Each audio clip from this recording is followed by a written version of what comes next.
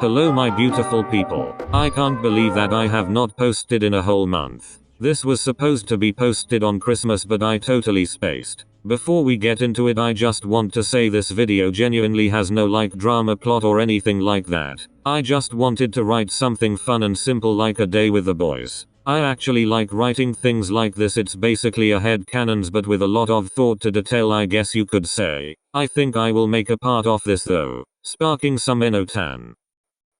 I also want to say that I have been achieving quite a bit with my university goals. I have had a couple of meetings with them. I am still not accepted in yet, but they said to keep my hope because it's also not a no. And please excuse my bad writing this time round. I broke my laptop and I'm using my old one from a few years back and the keyboard feels so off to write with. And the auto-correcting sucks balls bro.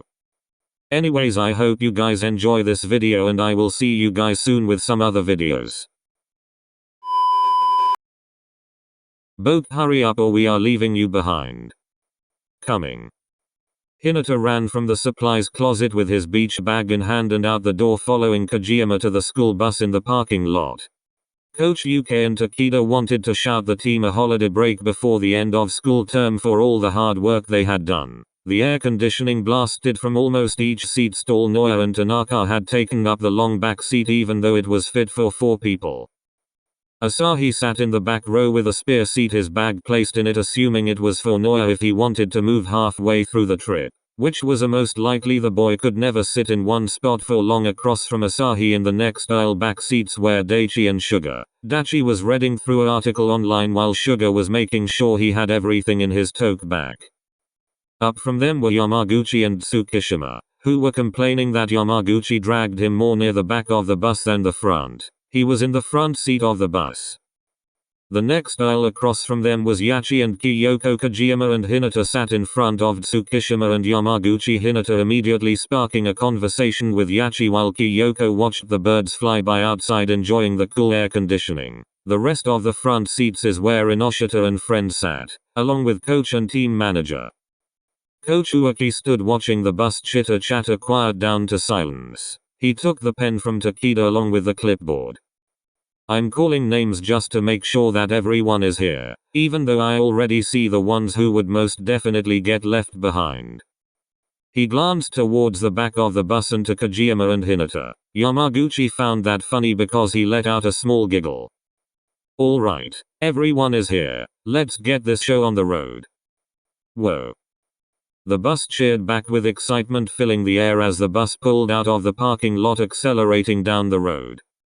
Hey everyone, listen up.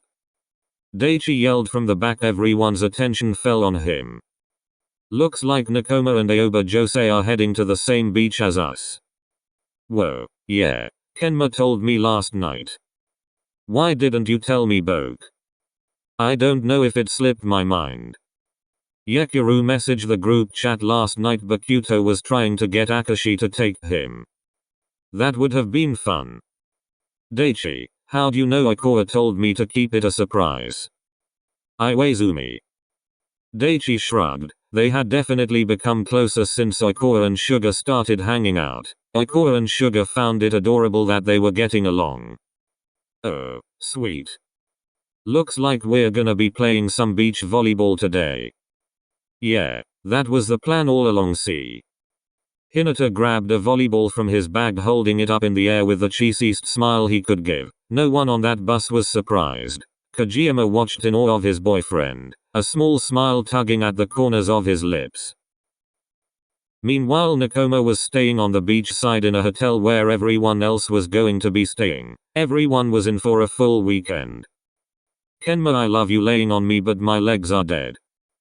Kiru looked down at Kenma, who was half asleep, his head resting on Kiru's legs. He was sprawled out. The fan and air conditioning was running, but it was still warm inside the hotel. Kenma groaned as he sat up, almost instantly falling atop of Kuroko's chest, sniggling into Kiru, making sure to wrap a leg over his body. Kiru smiled as he wrapped an arm over Kenma, rubbing his shoulder. He enjoyed the times Kenma decided to be touchy. At most times it's like Kenma forgets that touching someone he's in love with is actually possible, and Kiru isn't going to push him away if he goes near him. So most of the time it's always Kiru initiating things. Do you know what time Karasuno will be here? Tsukishima won't reply. He said leaving soon about an hour ago, so my guess is they're already on their way. Kenma mumbled, not really wanting to move. The heat always made him tired, he didn't enjoy it. Did you want me to make you a dree? Ouch. Buzz off. Lev fell through the door along with Yaku. Kenma groaned into Kiru's chest, squeezing harder. Stop, stop. Lev swatted Yaku away as he was hitting him with rolled up paper. Ha ha ha, what did you do? Ouch, Sto, I didn't do anything.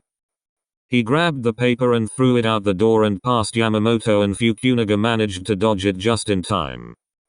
Get out. Kenma groaned loudly. It's our room too. Yaku walked over to the other double bed in the room. What's up with Kenma? Since when is he not like this?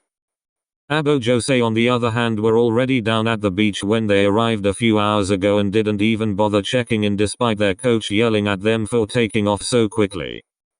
Oikawa swam past a small wave making his way to Iwaizumi. He wrapped his legs around Iwaizumi, raising his arms around his neck. Iwaizumi smiled, going in for a kiss. When Oikawa closed his eyes he was dumped into the water. He came back. Iwaizumi almost choked on water, laughing.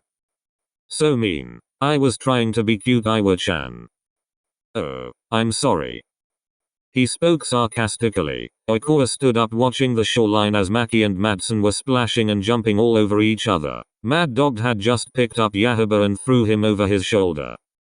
No, put me down right now. No. He smirked as he got to about knee-high water, throwing Yahaba as he watched as the boy floated to the surface of the water. It was obvious he was hiding a smile with an angry look that Kaiotani adored. Not funny, asshole. Oh, it was very funny. Kaiotani smiled, jumping in the water directly next to Yahaba, making sure the water splashed on him. Wow, he gets it from you. Damn right he does. Iwaizumi jumped at Oikawa, who tried catching him instantly, failing to do so as he was submerged under the water. Cages?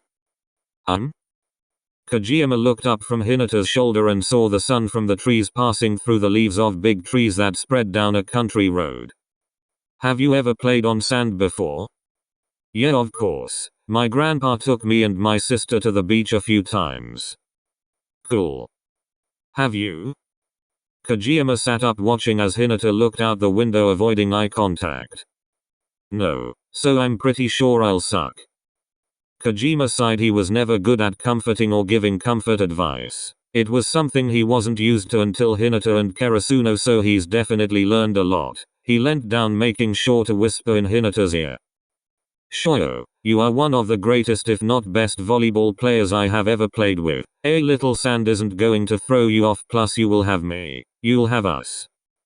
He looked to everyone on the bus. He watched as Hinata's mood brightened. Like the sun creeping out from behind a cloud. In a way, to Kajiyama he was his sun that shone through any type of storm that clouded his life, and he was more than grateful for the love that he had shown him through friendship and love.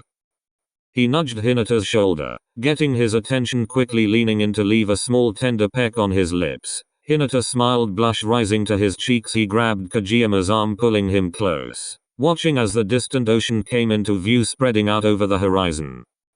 Oh yeah. Oh, look at all them ladies. Tanaka. Noah, settle down. Sorry, coach.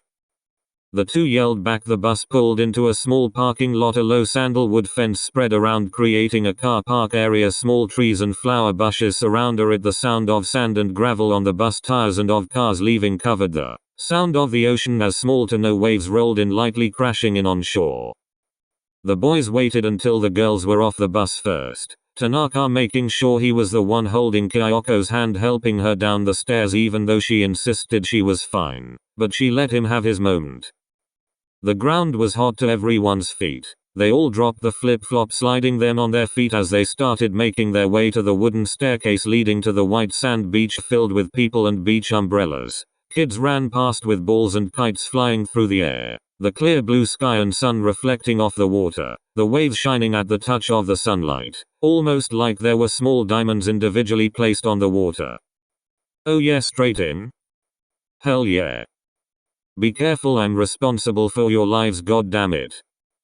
Coach UK spoke, pleading with the boys as he brought a cigarette to his mouth, Takeda handing him his light that was resting in his pocket. You got it, sir. Tanaka and Noya dropped their bags and towels and ran straight to the water. Asahi and Inoshita picked up their things and basically chased after them. Hey, has anyone noticed Inoshita and Tanaka's friendship progressing a lot lately? Yeah, ever since Daichi's accident. I think they had a sleepover the other night. Like a bro sleepover, as in the ill sleep on the floor. You have the bed, or it's not weird if we share a bed, bro. I'm pretty sure they shared a bed. Tanaka is straight though, I mean the man has been in love with Kyoko since day one. Sure, but I was straight until this one. Daichi pointed at Sugar, who looked up at him giving a cheesy grin. Then we'll be a completed gay volleyball team, including the coaches. He pointed back at the Takeda and Ueke, who were placing kisses atop Takeda's head. He was giggling and blushing like a schoolgirl. Let's set up by the water. Oh. Hinata sucked in as much air as he could to get that excited noise from his mouth. He pointed, jumping at the sight of a volleyball net. He could see Kenma and Kirulev and Yaku checking out the net. He threw the bag up at Kajiyama, who caught it. Come on, he yelled as he sprinted towards the net and group. Kenma. Shoyohei. Kenma held his arms out for Hinata as he ran into his arms, knocking him to the ground. The sand wasn't exactly soft, but it was better than dirt or concrete, that's for sure. Whoa, careful, Chibi-chan. Kiru grabbed Hinata by the shirt, holding him off the ground. Hi, Kiru. Kajiyama walked over to Kiru, grabbing Hinata, pulling him close by the waist. Another time Hinata would have melted, but he was ecstatic. We are definitely having a game. For sure. Just checking the net out seems decent. Kiru leant into Daichi's shoulder as they bro hugged. Tsuki, my dude. Kiru lifted a hand to do the same. Tsuki unenergetically obliged. So where? Sugar. Toru.